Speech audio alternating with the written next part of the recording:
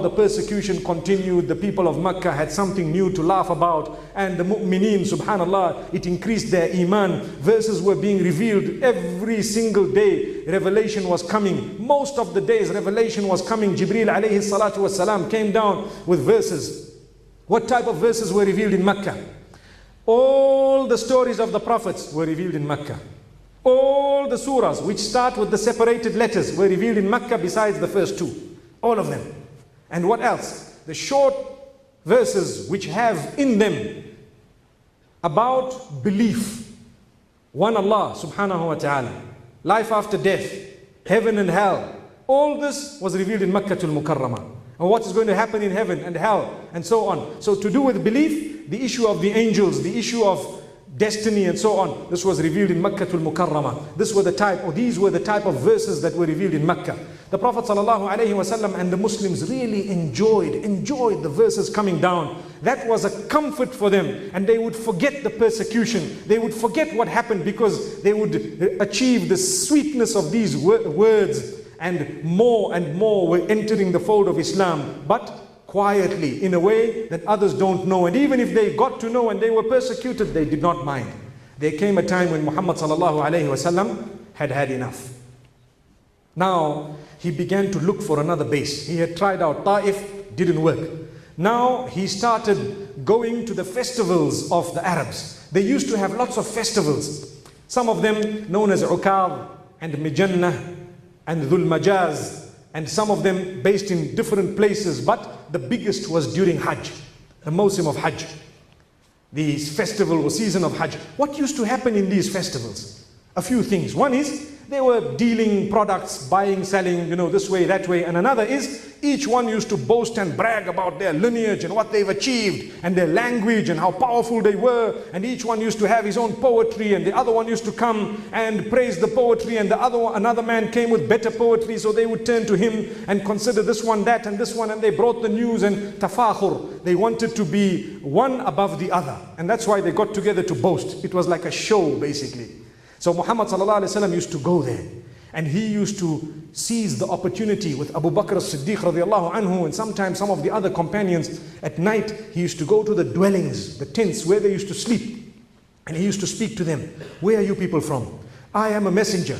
I have brought from Allah subhanahu wa ta'ala a message to worship Allah alone, and to not to bury your daughters alive, and to fulfill the covenant unto Allah, not to steal, not to cheat, not to commit adultery, and so on. And some of them responded with great negativity, and some of them responded with a little bit of positivity, meaning either way. And there were some people who actually went out back to Quraysh and told them that this man here is trying this and that. During the daytime, he would walk through. He would walk through these, whilst the festival's going on and so on, and he would utter a loud, أيها الناس يا أيها الناس قولوا لا إله إلا الله تفلحوا. Same statement. O people, say there is none worthy of worship besides Allah, and you will be successful. And he continued uttering. And one of the leaders of Quraysh was known as Abu Lahab, an uncle of Muhammad sallallahu alayhi wasallam. Like a little child, he would run behind Muhammad sallallahu alayhi wasallam and scream, hey, don't listen to this man, he's a madman. Hey, this man, he's a madman. And Muhammad sallallahu alayhi wasallam kept repeating these words. So people were watching. The one who really looks mad is the guy at the back, isn't it? Because he looks foolish. This man, let him do his thing, come on, subhanallah. But this man who's supposed to be a leader of Quraysh running behind him saying, hey, he's a madman, watch out, he's going to divert you from the worship of your forefathers and so on. And he came up with statement after statement. Wallahi, it was a joke. But people gathered around Muhammad sallallahu alaihi wasallam without uttering. They didn't say we agree or we disagree, they heard. Now there was a difference between the people of Mecca and the people from elsewhere. The people of elsewhere, in some cases, had the opportunity to mix with Jews or Christians. So to them it was not new if they heard about life after death, because the pagans of Mecca did not believe in life after death. So when Muhammad came with a message to the people of Mecca telling them that there is a life after death, you are answerable for every action of yours, they laughed at it because they used to do as they wished. But the others, when they heard it, they were quiet. The reason is they had already heard it from others, and they knew that there is something like this. So much so that the people of Medina, which was known as Yathrib at the time, it was renamed after Muhammad sallallahu alaihi wasallam, Al-Madinah, Al-Madinatul Nabawiyya or Al-Madinatul Munawwara, the city that is enlightened, the city that is lit up, or the city of the Prophet. It has many, many names, subhanallah. But the old name was Yathrib. They had mixed with the Jews, and the Jews used to tell them that there is a prophet that is about to be sent at this moment, and we will follow him, and we will fight together with him against you, and we are going to destroy you like Ad and Thamud have been destroyed before. So they knew that there is something going to happen. When they heard this man, they were quiet. However, the Prophet ﷺ, as he continued, there were a few people who listened to him, and he used to see them. He used to go out, as we said, quietly at night into their tents and have a good discussion with them. Look, I would like you to protect me from Quraysh. I'm a prophet of Allah, and Allah will protect me, but I have been instructed to seek the assistance of people. So why don't you come and believe? Believe in Allah. We are calling towards goodness. We are not calling towards anything bad. We are calling towards that which will result in your success. So some of them showed a little bit of interest, but they were worried about their clans. Because remember, these were just small groups of people. Their clans were left back in their own areas. They had to have message from them to say, okay, bring the man forth and so on. We will look after him. Without that, there was no guarantee. So this is why some of them, they accepted Islam without saying openly that we've accepted Islam. From amongst them was a man known as Suwaid ibn Samit. When the Prophet ﷺ went to him and told him that, do you know, I am a messenger and I have with me something. He says, well, I also have something with me. So the Prophet ﷺ says, what do you have? He says, I have the words of Luqman, Luqman the wise. So the Prophet ﷺ says, okay, say them to me.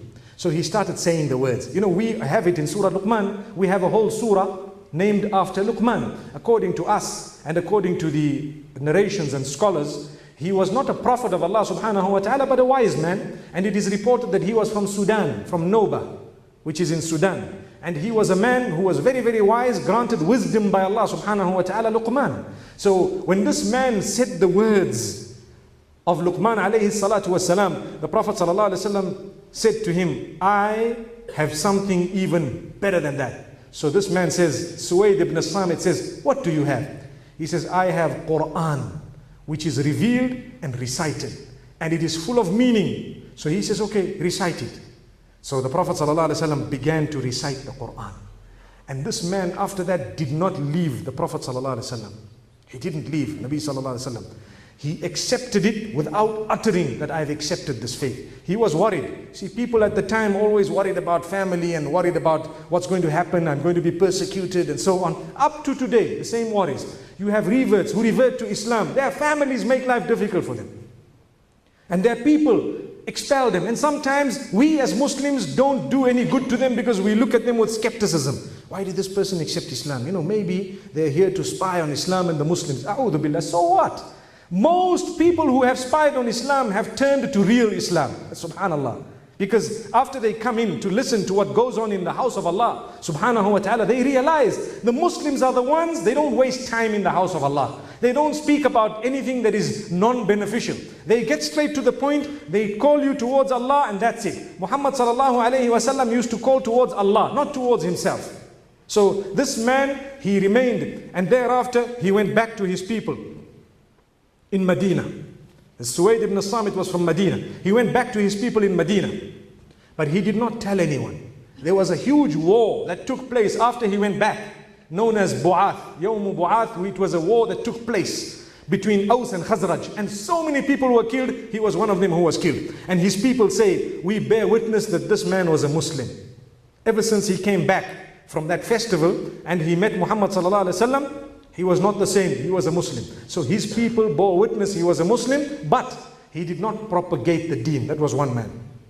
Then there were people from Banu Amir, a place in Sabah, in the Yemen region. They had come and there were good discussions between Muhammad sallallahu alaihi wasallam and them. But there was a stumbling block. What was it?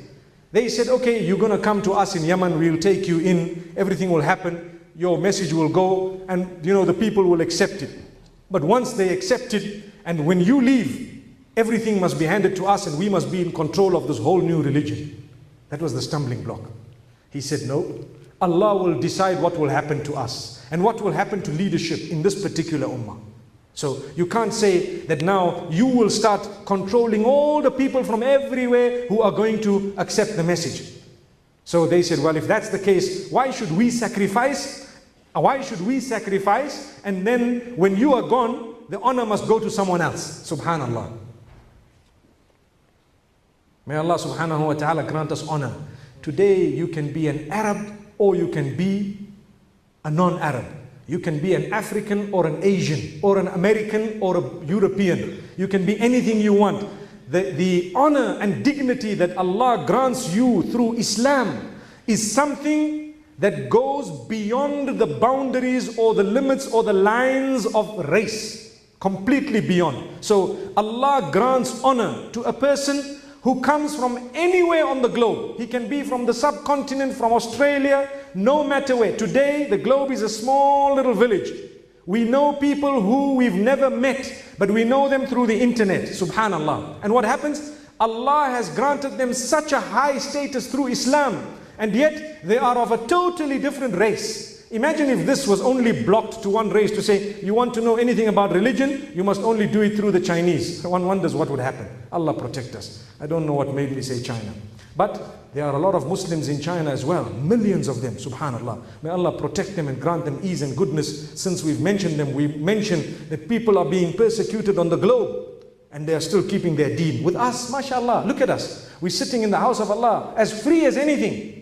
We're not persecuted at all. Alhamdulillah. Thank Allah and make use of these days by getting closer to your Maker. May Allah subhanahu wa ta'ala grant us goodness. So those were the people of Banu Amir. There was another believer who believed in Muhammad sallallahu alayhi wa sallam. He was a young boy who came in a group of people, the group of Anas ibn Rafi', who was also known as Abu al-Haysar. And they had come, this young boy's name was Iyas ibn Mu'adh. And he came as a young boy, and Rasulullah sallallahu alaihi wasallam met them at the festival, and he presented Islam to them, read some Qur'an to them, told them that these people were they had actually come in order to strike a treaty with Quraysh, so that they could be protected from Khazraj in Medina, because they were fighting. So they went to Quraysh to say, look, you know what? Their intention was to go and say, we want you to protect us from these people, and please can you help us? So when the Prophet ﷺ heard that these people had come to meet Quraysh, he quickly went to them and he presented Islam to them and said, I am a messenger and I am a person who is sent by Allah. And my message, I'm not calling towards myself. I'm calling towards worshipping the Maker, the Cherisher, Nourisher, Sustainer, Creator, the one whom we are going to return to. Worship Him and worship Him alone. So what happened is, these people from Medina, they had known, because they had heard this from the Jewish people and the people of the book whom they had interacted with in the past and who were living in that region. So this young boy known as Iyas ibn Mu'adh, he says to the others, this man is right. He is saying he has to offer something better than what you have come for. You came for signing a treaty with Quraysh. Sign a treaty with your Maker. Better. So Iyas says, yes, it's good. But this man, the leader of that group, got up and scolded him, said, hey, keep quiet, don't be distracted. And they carried on. So this young boy, he had Iman in his heart. When he went back to Medina, he also died after the day of Bu'ath, the day of that war that took place. He died as well, a young boy, known as Iyas ibn Mu'adh. And his companions say that this man, we could hear him at night declaring the greatness of Allah. Tasbih and Tahleel and Takbir, Subhanallah, Alhamdulillah, Allahu Akbar. We could hear him say this, which means he was a Muslim. And the Prophet ﷺ confirmed this also in a narration. He was the second person who had accepted Islam but was unable to propagate the message. So this was the beginnings of Islam in Medina Munawwara, but it was not spread until Allah favored the people of Medina. That day of Bu'ath, there was such a great war that most of the leaders were killed. Now when the leaders are gone, what happens? There is a bit of chaos. When the leaders are there and Islam is presented to them, what did they used to say in Mecca? They used to say, no ways, we're going to lose our chair, our seat. You know, when there's a man sitting on a chair, he doesn't want anyone else to sit on that chair. It happens. So for as long as he's alive, there's no hope. The minute he's dead, what will happen? There is a lot of hope, because now things can change. Allahu Akbar. So this is what happened in Medina Munawwara. When those leaders were dead, they were looking for someone to lead them. They were divided into two main clans, Al-Aws and Khazraj. These two used to fight forever and ever. They've always been fighting. And they were at war. They killed so many of one another. Now that there was a massive war where so many of their leaders had passed away, there was a little bit of a stalemate, and they were just licking their wounds and counting their losses. And in the meantime, the festival happened. When that festival happened, Rasulullah sallallahu alaihi wasallam met a group of 6 of them. We need to remember these 6. Subhanallah. He told them, "Where are you from?" They said, "We're from Yathrib. Can I sit and talk to you for a little while?" He said, "Yes." You know, if we sit and read the etiquette of Rasulullah sallallahu alaihi wasallam as a messenger, how he sat with these people, how he presented Islam, how he respected them, how he answered their questions, we will learn a lot of diplomacy. May Allah subhanahu wa ta'ala grant us that. How we speak to people is very important. Sometimes this tongue can destroy a home, a house, because we don't know how to talk. And what can happen, subhanallah, because we've used our tongue correctly, we can build relations even with people who may be enemies. May Allah subhanahu wa ta'ala bless us. So he met 6 people and he sat down and had a chat with them. He gave them the story of Islam. These 6 were Assad ibn Zurara radiyallahu anhu, later on to be known, Auf ibn al-Harith, Rafi ibn Malik, Qutbah ibn Amir, Uqba ibn Amir, and Jabir ibn Abdullah. These were people from Khazraj. When they were told in the 11th year of prophethood that this is the message of Allah, and there is heaven and there is hell, and you are answerable, and so on, they told each other, "Do you know what? This is what the Jews are speaking about all the time. And now that the Jews have always been telling us there's a prophet about to come, we've got a feeling this is the man, and let us believe in him quickly, because the message is exactly what they have been saying it would be. And if we believe in him, subhanallah, we will be successful." The 6 of them accepted Islam, and they went back to their people and started teaching Islam. Inshallah, tomorrow we will see how the migration to Medina Munawwara had started and how it occurred by the will of Allah subhanahu wa ta'ala. May Allah bless us. May He bless not only these 6 whom we have just mentioned, but all those who struggle and strive for the deen, and may He make us from amongst them. Wa sallallahu wa sallama wa baraka ala nabina Muhammad. Subhanallah bihamdihi, subhanakallahumma wa bihamdik. Nashhadu an la ilaha illa anta, nastaghfiruka wa natubu ilayk. Unlock spiritual enrichment with One Islam TV app. Immerse yourself in a unique experience that is music-free, fully halal, and continuously updated with fresh content daily. Enjoy a user-friendly experience with features that allow you to save your favorite videos, create personalized playlists, and download and watch your content offline. Download the One Islam TV app now and embark on a transformative journey where faith and entertainment unite.